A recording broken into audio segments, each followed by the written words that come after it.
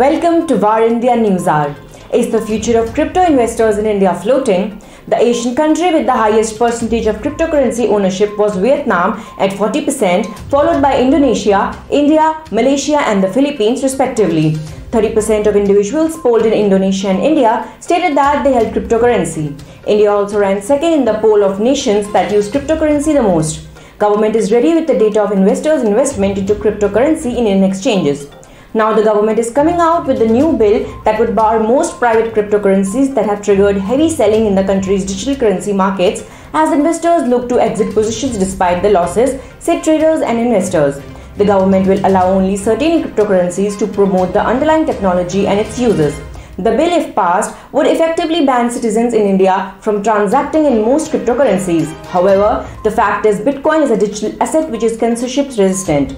It's been designed to be out of control of any authority. It is structured in a mathematical manner. Basically, it is global money without national boundaries. Transactions on the Bitcoin network can occur without banks. No one can track the private wealth you store on this blockchain. Bitcoin is not a business, rather, it gives you both ownership and usage of the network. As an investor, you are both a shareholder and a consumer. With new cryptocurrency exchanges opening up and advertising aggressively in India, thousands of people are turning to investment in cryptocurrencies. The popular Indian exchanges are WazirX, CoinSwitchCuba, CoinDCX, ZebPay and Unocoin, which holds about 2 crore Indian investors into cryptocurrency starting from ₹100 to ₹1 crore and above. Sources said another 8 crore plus investors have invested through international exchanges, which is tuned to an amount of ₹2 lakh crore and above. The Factor Centre's decision to introduce the Cryptocurrency and Regulation of Official Digital Currency Bill 2021 in the upcoming winter session of the Parliament, however, does not have any impact on the investors invested through international exchanges. However, the ban will create a loss to the investors as well as to the government. They will lose the data of investors which they use to get customers' information by giving their KYC. The fact is nobody can stop Bitcoin or other currencies because they are not controlled by a country or exchange.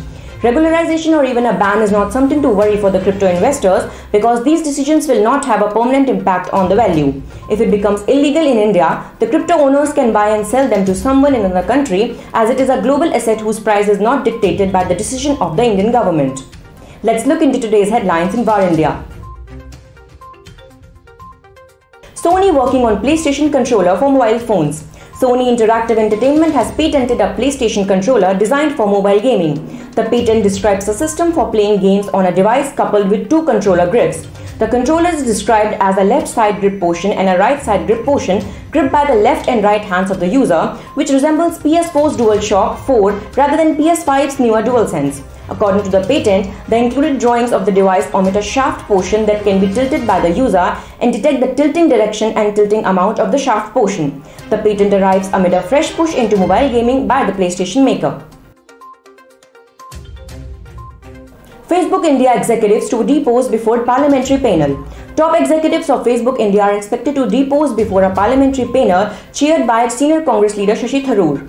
The Parliamentary Standing Committee on Information Technology is scheduled to meet on Monday to hear the views of the representatives of Facebook India on the subject of safeguarding citizens' rights and prevention of misuse of social news media platforms. The meeting will also deliberate on the security of women in the digital space, especially on social media. Twitter user blames Kotak Bank for Paytm IPO failure. A Twitter user has put the blame on Kotak Mahindra Bank for aggressive pricing of Paytm IPO that eventually led to a historic listing day debacle and also irked veteran banker Uday Kotak, who is also the CEO of Kotak Mahindra Bank. However, he clarified that his bank is not the lead manager for Paytm IPO. Uday Kotak said that Kotak did not manage Paytm. Kotak did manage Zomato at issue price of ₹76 and Nykaa at issue price of ₹1,125. India's GDP forecasted to grow 9.1% in 2022. Wall Street brokerage Goldman Sachs estimated India's GDP growth at 9.1% in 2022. After India's economy contracted by a sharp 7% in 2020, Goldman Sachs pegged the economy to grow at 8% in 2021 and 9.1% in 2022. The company said it expects consumption and investment to be an important contributor to growth in 2022 as the economy fully reopens, driven by a notable improvement in the virus situation and adequate progress on vaccination. It also expects government capital spending to continue, seeing nascent signs of a private corporate capital expenditure recovery and a revival in housing investments. Reliance Industries considers bid in UK telecom company. Reliance Industries is weighing a bid for UK telecoms group BT, formerly British Telecom.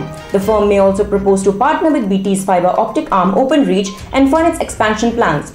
Reliance is also expected to make an unsolicited offer to buy into the company or even stake a claim to corner a controlling share. The current market capital of BT Group is $20.63 billion as of November 26. This will arguably be the largest outbound M&A involving any Indian corporate. However, it is still unclear if Ambani has met with the BT CEO Philip Jansen and outgoing chairman Shan du Plessis. That's all for now. Please like, share, comment and subscribe to VAR India News Magazine. You can download the VAR India app from Google Play Store and Apple App Store for the latest news and updates. Stay tuned. Thank you.